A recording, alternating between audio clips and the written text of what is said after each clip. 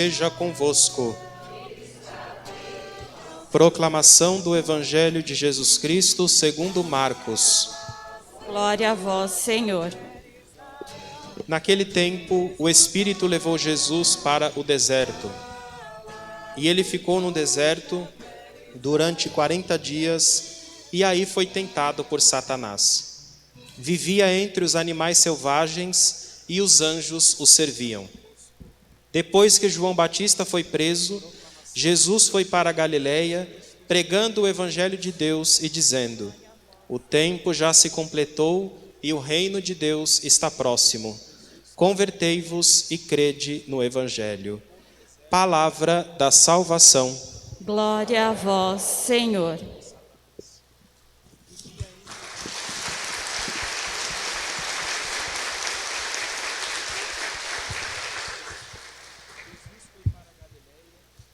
Louvado seja nosso Senhor Jesus Cristo. Para sempre seja louvado. Podem sentar-se, irmãos e irmãs.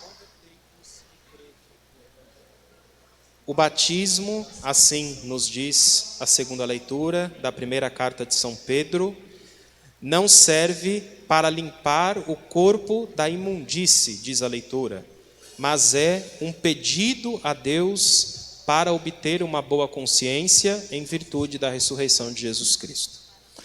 Com estas palavras, a comunidade de São Pedro nos coloca que o batismo, ao mesmo tempo que é uma graça, e uma graça que tem em vista a purificação do pecado, é também uma prece que a gente faz a Deus. E se é uma prece, é também um propósito.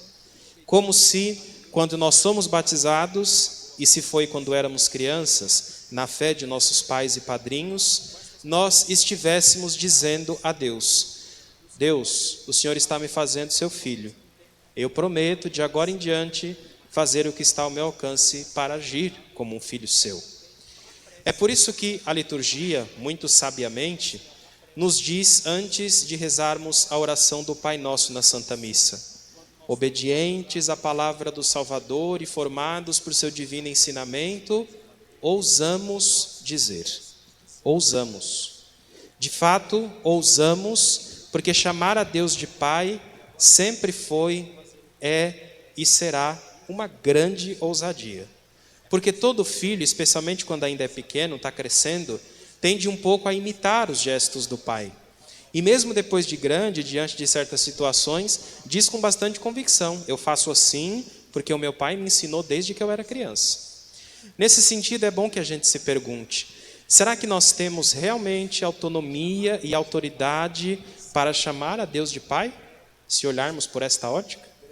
Será que a gente pode chamar a Deus de Pai com a consciência tranquila de que nós estamos fazendo tudo aquilo que Ele espera de nós enquanto cristãos? Poder, talvez a gente não possa, se olharmos do ponto de vista da nossa autoridade para isso. Mas a gente deve chamar a Deus de Pai, porque chamando também nós temos forças para perseverarmos no caminho. Porque assim nós chamamos a Deus de Pai no início da oração do Pai Nosso, e nós terminamos a oração pedindo: não nos deixeis cair em tentação, mas livrai-nos do mal. Por detrás do pedido final que está na oração do Pai Nosso, nós estamos dizendo: Senhor, quando Satanás me induzir à tentação, por favor, me dê a vossa mão. É a mesma coisa que Pedro pediu a Jesus quando se viu afundando no mar: Senhor, salva-me. É o mesmo que pedimos: Senhor, não me deixe ser levado pelas tentações. E as tentações farão parte de nossa vida inevitavelmente. E muitas vezes, quando a gente menos espera, a gente acha que já superou determinado pecado, e quando a gente menos percebe, está sendo tentado a cair nele mais uma vez. A questão é quem ou o que me tenta para o pecado. O Evangelho diz que Jesus foi tentado por Satanás. Satanás é uma palavra que na sua origem significa o divisor ou o adversário. Este divisor nem sempre é o inimigo em si mesmo. Nem sempre é um mal personificado, o diabo, como a gente gosta de pensar. Muitas vezes quem nos tenta é a nossa própria vontade, que está desregrada. Ou as nossas próprias ações, que muitas vezes são impulsivas. A gente faz sem pensar no que está fazendo. Nem sempre é a ação do inimigo. Às vezes é falta de disciplina interna minha também. Por que, por exemplo, Jesus chamou a Pedro de Satanás? Não é porque Pedro estava possuído pelo diabo, não se trata disso. Justamente porque quando Jesus anuncia a sua paixão, olha, o Filho do Homem vai sofrer, vai ser cuspido, vai ser blasfemado, etc. Pedro não aceita e repreende Jesus. Não, Senhor, isso não pode acontecer, o Senhor é o rei, o Senhor é o Messias, como é que vai permitir que isso aconteça? Aí Jesus lhe diz, afasta-te de mim, Satanás. Por quê? Naquele momento específico, Pedro estava querendo separar Jesus da sua missão, querendo desviar Jesus do seu caminho. Naquela situação, Pedro estava sendo Satanás na vida de Jesus. E nesse sentido, a receita para que a gente vença as tentações que são próprias da nossa vida, ela é muito simples, pelo menos entre aspas. É só a gente nunca dialogar com a tentação. Porque às vezes a tentação vem com bastante força. E se a gente pensa na possibilidade de ceder, a gente acaba cedendo, porque a nossa natureza humana é fraca. Nenhum de nós age somente por instinto. Nós somos seres humanos e nos diferimos dos animais justamente porque somos pessoas inteligentes, temos a capacidade de discernimento. Então é bom que na prática, no dia a dia da vida, a gente faça ou se lembre daquilo que pediu São Paulo. Tudo eu posso, mas nem tudo me convém. Agora a gente olha para Jesus. Ele que logo depois de batizado foi conduzido pelo Espírito para o deserto. No pensamento de Israel, o deserto era o lugar privilegiado para o encontro com Deus. E isso se devia, sobretudo, ao fato de que foi no deserto, a caminho da terra prometida, que o povo experimentou o amor e a solicitude de Deus. No entanto, foi também no deserto que o povo recebeu propostas e foi tentado para abandonar o verdadeiro Deus.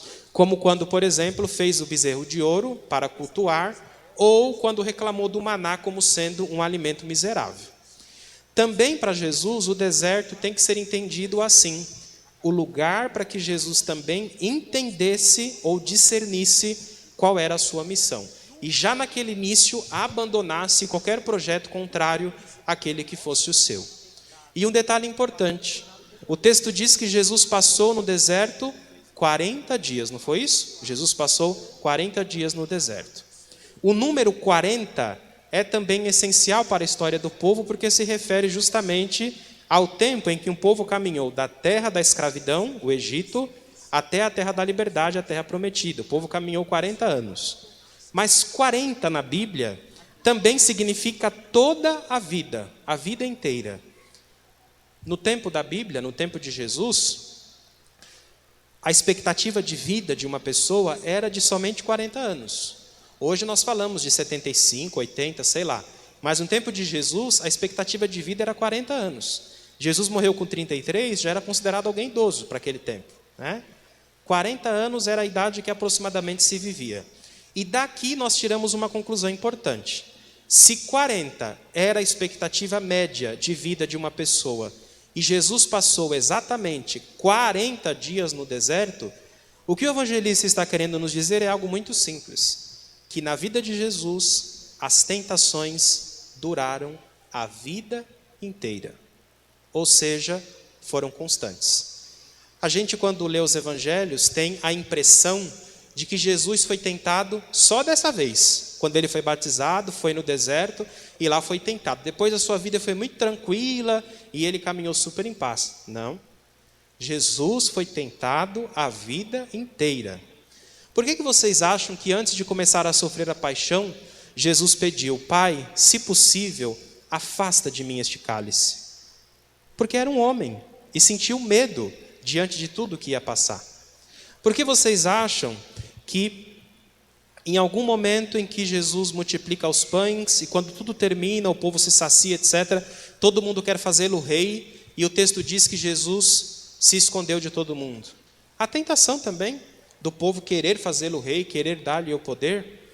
Vocês acham que foi fácil para Jesus passar fazendo o bem, semeando o amor, a paz, e ser chamado pelas autoridades de charlatão, de beberrão, de blasfemador, de amigo dos pecadores. Vocês acham que foi fácil para Jesus suportar tudo isso? Ou pior ainda, vamos levar a situação extrema.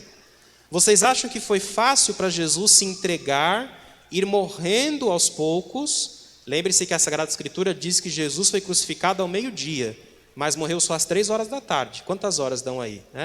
E Jesus foi morrendo aos poucos. Vocês acham que foi fácil para Jesus ir se entregando e ouvindo: se você é o Messias, como você diz que é, desce daí. Quero ver se você é isso mesmo que você diz. Tudo isso é tentação na vida de Jesus também. Não foi em um momento exclusivo, foi a vida inteira. A gente não gosta quando a gente é desafiado ou quando a gente é testado por alguém, não é verdade? Quando alguém diz assim: eu quero ver se você é capaz de fazer. A gente faz mesmo que não queira, só para provar que é. Porque é tentação.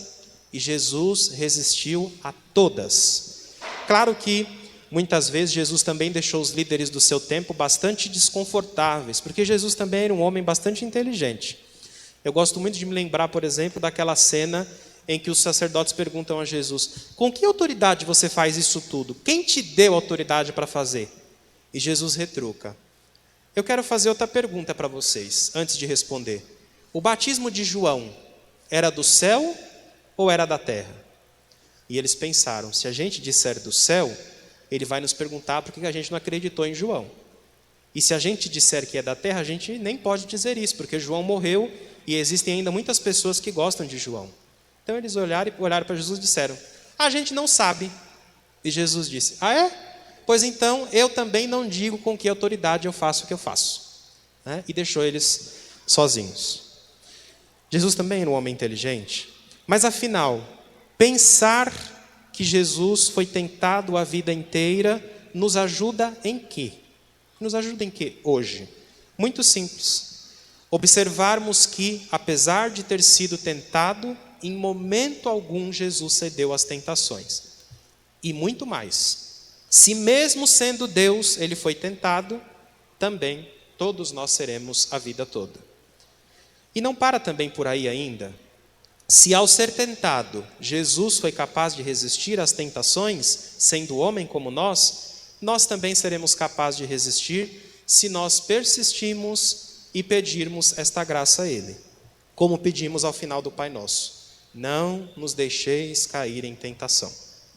Agora, um outro detalhe igualmente bonito é o fato do texto dizer que Jesus vivia no deserto entre os animais selvagens e os anjos o serviam. Está escrito aí, podem olhar. Jesus vivia entre os animais selvagens e os anjos o serviam. Vocês devem se lembrar que o apóstolo Paulo, na carta aos Romanos, trabalha aquela teologia bonita comparando Adão com Jesus. Ele diz: se em Adão todos pecaram, em Jesus todos nós fomos salvos. Esses animais que cercam a Jesus e os anjos que o servem é uma cena para fazer alusão justamente à figura de Adão antes de cometer o pecado no seu estado original, o qual certamente deveria gozar desta mesma maravilha, vivendo em harmonia com os animais, convivendo também com os anjos. Mas quando Adão rompeu com o mandamento de Deus, Adão perdeu essa harmonia original.